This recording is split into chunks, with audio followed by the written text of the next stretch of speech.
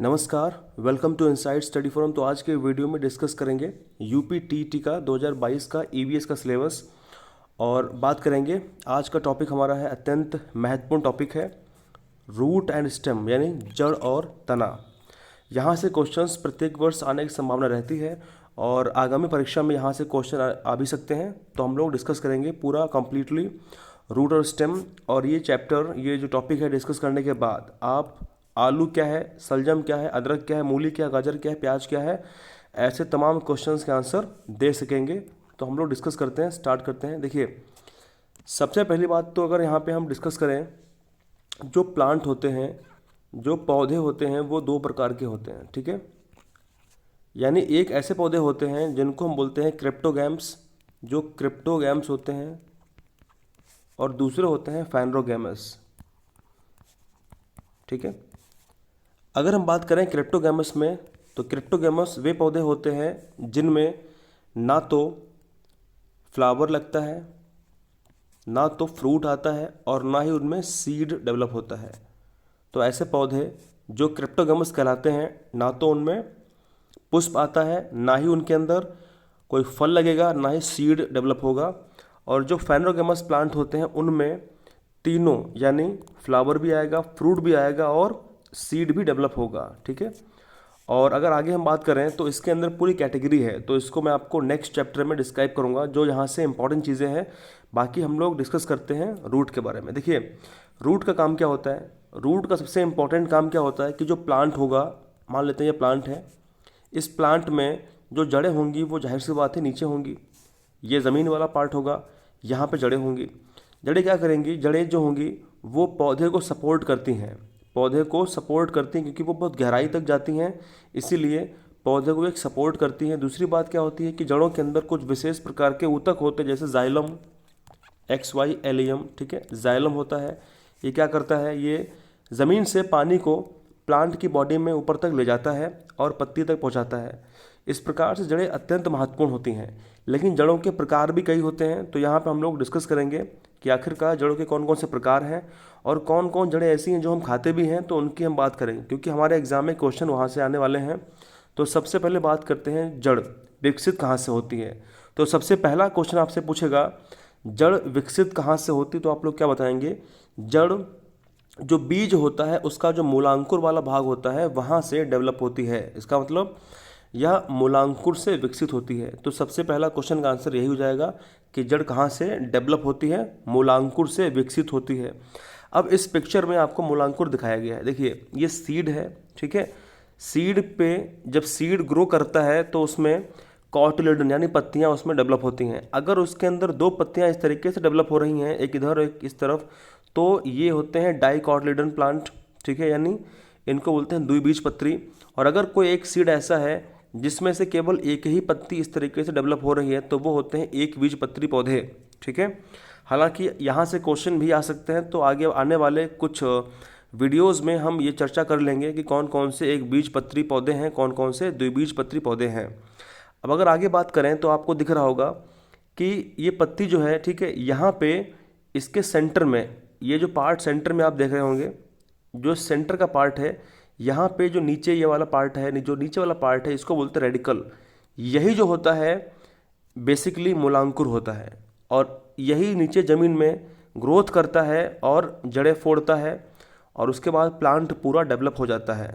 तो आप लोगों ने देखा कि सीड में कहाँ पर मूलांकुर, बिल्कुल नीचे की तरफ मूलांकुर होता है, जहाँ से स्टार्ट होता है जर्मिनेशन, ठीक है। तो सबसे पहला क्वेश्चन क्या है, सीड कहाँ से, सीड के किस भाग से जड़ डेवलप होती है, तो वो है मूलांकुर वाले हिस्से से जड़ डेवलप होती है। अगर आगे बात करें कि जो जड़ है वो कितने टाइप्स की हो सकती है, तो वो टैप रूट यानी मूसला जड़ हो सकती है, या फिर एडवेंसियस रूट यानी अपस्थानिक जड़ हो सकती है। इनमें डिफरेंस क्या है, थोड़ी सी बात करते हैं कि इनमें मूसला में या फिर एडवेंसियस यानी अपस्थानिक जड़ में अंतर क्या होता है। देखिए, सबसे पहले तो आपके सामने इमेज दिखाया गया है, इसमें पूरा जो डिफरेंस है वो शो हो रहा है। तो सबसे पहले हम लोग डिस्कस करते हैं इमेज में क्या। देखिए, आपके सामने यहाँ पे इमेज है, आप यहाँ पे देख रहे होंगे कि एक ऐसा रूट सिस्टम है जिसमें कोई ज़्यादा फाइबरस नहीं है, वो एक सीधा है और वो ज़्यादा गहराई तक नीचे तक पहुंच सकता है, उसमें यहाँ पे ज़्यादा फाइबर नहीं डेवलप हुए हैं। पर एक ऐसा है जो अधिक गहराई तक नहीं पहुंचता है, जिसमें बहुत सारे फाइबर होते हैं जो एक छोटे से एरिया में ही बहुत सारे जगह फैल जाते हैं। तो ये है एडवेंसियस यानी अपस्थानिक, और ये है टैप रूट। तो इसमें डिफरेंस क्या है, मुख्य बिंदुओं को हम चर्चा करते हैं, बात करते हैं। देखिए, सबसे जो पहला बिंदु है वो ये है कि ये जो टैप रूट होती है, जो मूसला जड़ होती है, जो बहुत गहराई तक जाती है, जो मेन जड़ होती है वो डाइकॉट में होती है। इसका मतलब द्विबीजपत्री वाले पौधों में होती है। उसके अलावा अगर हम बात करें जो एडवेंसियस रूट होती है यानी अपस्थानिक, वो केवल मोनोकोट वाले पौधों में होती है, जैसे गेहूँ हो गया है, ठीक है, या घास वगैरह हो गई है, तो इन्हीं में होती है। अगर हम बात करें ये डेवलप कहाँ से होती है, जो टैप रूट है ये डेवलप होती है मूलांकुर से, बीज के मूलांकुर से, इसीलिए ये मेन रूट कही जाती है। और अगर हम इसकी बात करें तो ये मूलांकुर के अलावा किसी दूसरे भाग से डेवलप हो सकती है। तीसरा पॉइंट करें, ये बहुत ज़्यादा गहराई तक पहुंचती है, और यहाँ पे जो एडवेंसियस जो अपस्थानिक जड़ है वो ज़्यादा गहराई तक नहीं पहुंचती है, इसीलिए इनको हम केवल हाथ से पकड़कर उखाड़ सकते हैं। लेकिन जो मूसला जड़ें होती हैं वो अगर बहुत ज़्यादा गहराई तक पहुंच चुकी हैं तो उनको उखाड़ना मुश्किल हो जाता है। और जो चौथा पॉइंट है वो काफ़ी इंपॉर्टेंट पॉइंट है। जो टैप रूट होती है, मूसला जड़, वो होती है प्राइमरी रूट यानी प्राथमिक जड़ होती है, और ये पौधे के ताजीवन यानी पौधे के जितनी भी लाइफ है, उम्र है, वहाँ तक पूरा सपोर्ट करती है, रहती है। अगर हम बात करें एडवेंशियस रूट के बारे में, तो ये शॉर्ट लिव्ड होती है, यानी ये जैसे ही 4-6 महीने में, साल भर में प्लांट सूख जाएगा तो जड़ भी ख़त्म हो जाती है। जैसे आपने देखा होगा कि जो गेहूं की फसलें होती हैं, गेहूं जब सूख जाता है, गेहूं पक करके सूख जाता है, उसके बाद जड़ें उसकी बेकार हो जाती हैं।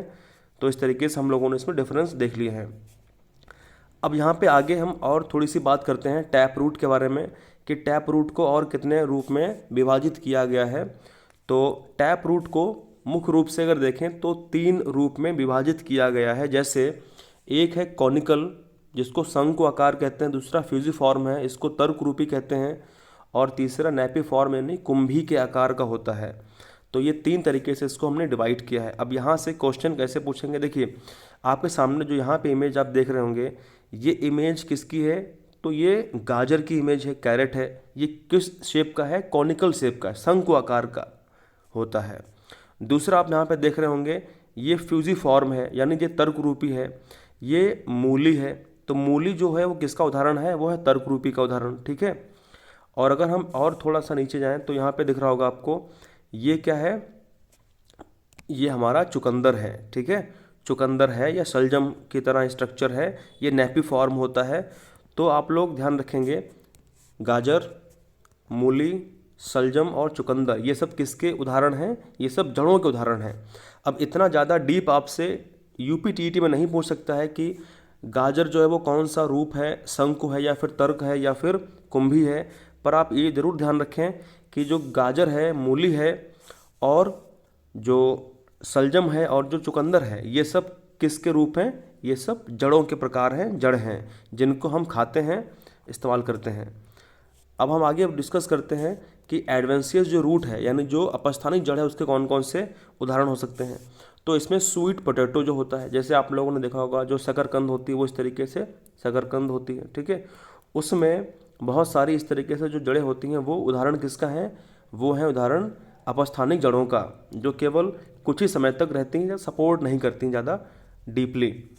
उसके अलावा अगर देखें जो डहलिया है, इसमें जो जड़ें होती हैं वो उदाहरण है किसका, एडवेंसियस यानी अपस्थानिक जड़ों का। उसके अलावा देखें तो शुगर केन है और मक्का है, और अगर और देखें तो उसके अलावा जो घास वगैरह होती हैं, ठीक है, वो भी किसका उदाहरण है, वो भी अपस्थानिक जड़ों का उदाहरण है। आप लोग इसको ध्यान रखेंगे। अब इसके बाद फिर हम बात करते हैं कि आखिरकार जो तना है, स्टेम क्या होता है। देखिए जो प्लांट होता है, पौधा होता है, उसमें हमने जड़ की बात कर ली। जो स्टेम वाला पार्ट होता है, ये कुछ ऐसे पौधे होते हैं जिनमें ये स्टेम वाला पार्ट ज़मीन के नीचे अंडरग्राउंड होता है, तो हमें उन्हीं की सिर्फ बात करनी है, ठीक है।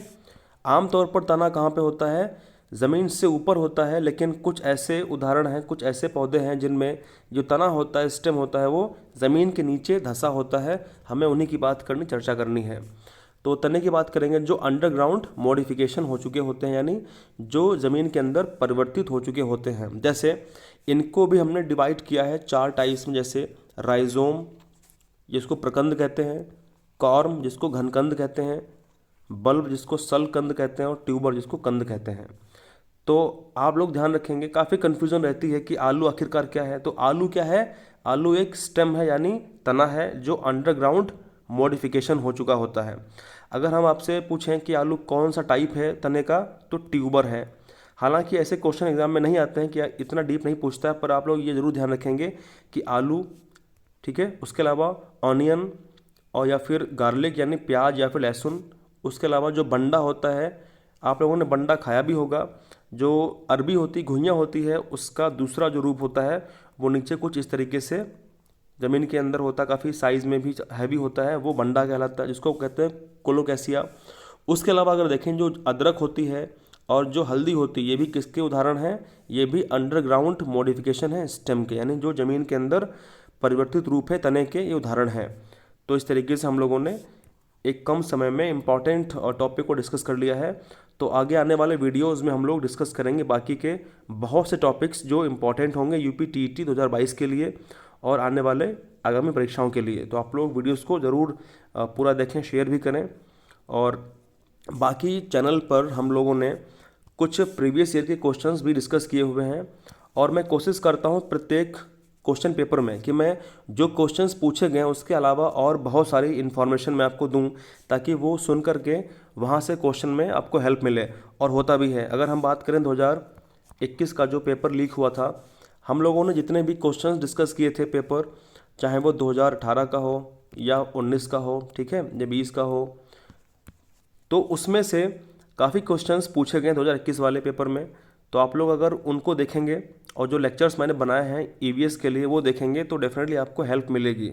और बाकी आप लोग चैनल से सब्सक्राइब करें, जुड़े रहें, आपको डेफिनेटली हेल्प मिलने वाली है।